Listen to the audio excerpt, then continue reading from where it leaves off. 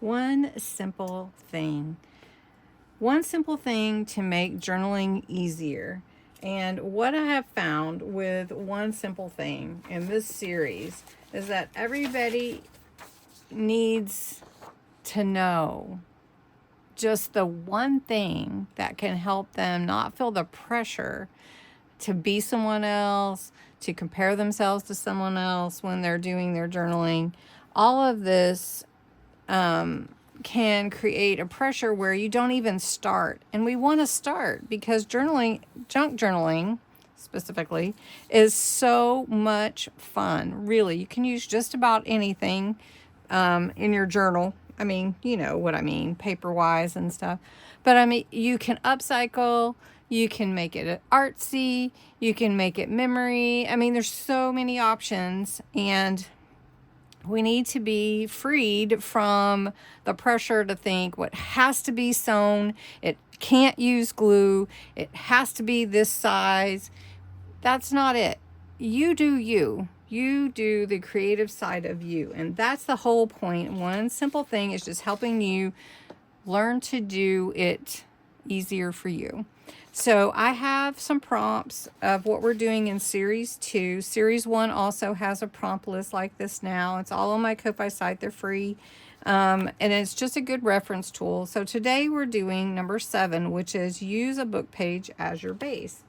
Now, you may have a page in your journal already. You may have all your pages. This is just made from a little notebook, and it's just a fun, wintry themed journal. Just a fun one. But what if you wanted to create one outside of your journal and then put it into your page? So we're going to use a book page like this. Now, this is a small journal. Let's see. It's actually about 5 by...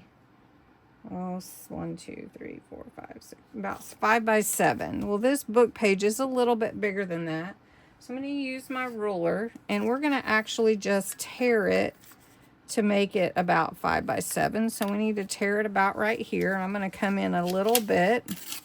Just going to tear it. And then I don't want it to be quite 7. So let's just make it about 6. So we're just going to go up here and pull that off. So now I have a nice little page, right? Well, I like torn edges, so we're just going to tear all of these edges to make it just a tad bit smaller.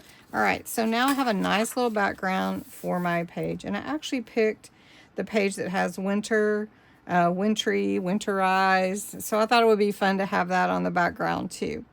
Then I'm going to take some ink because I want to use this as my base, but I would like to add a little wintry mix to it. So I'm just going to take this blue ink with a blending tool and just add some color to this page.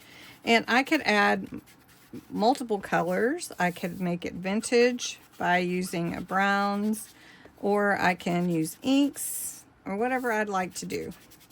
So I'm just going to take this, and then one of the things that we talked about in Series 1 is 5 layers. Your base, a texture, your focal point, a word, and a small accent. So I think that's what we'll do with this one. So we need some texture. And I'm going to use some cheesecloth. I have a little bit of cheesecloth that I use. I just keep cutting little pieces of it off. And it adds texture without adding a bunch of bulk because it's so thin.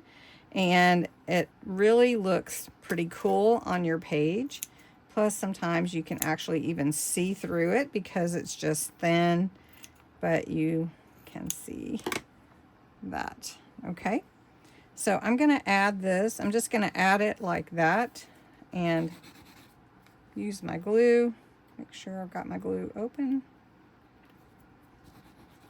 Just putting it in the middle here. And I'm just putting some glue down because I don't want to cover up my winter. I want to keep that kind of over to the left so I can see it. And that's just what I'm doing for this one. Then I need a focal point. So for my focal point, which this could have been my texture also, I'm going to add this doily with a little snowman on it, and I've already added a button, which is my accent piece.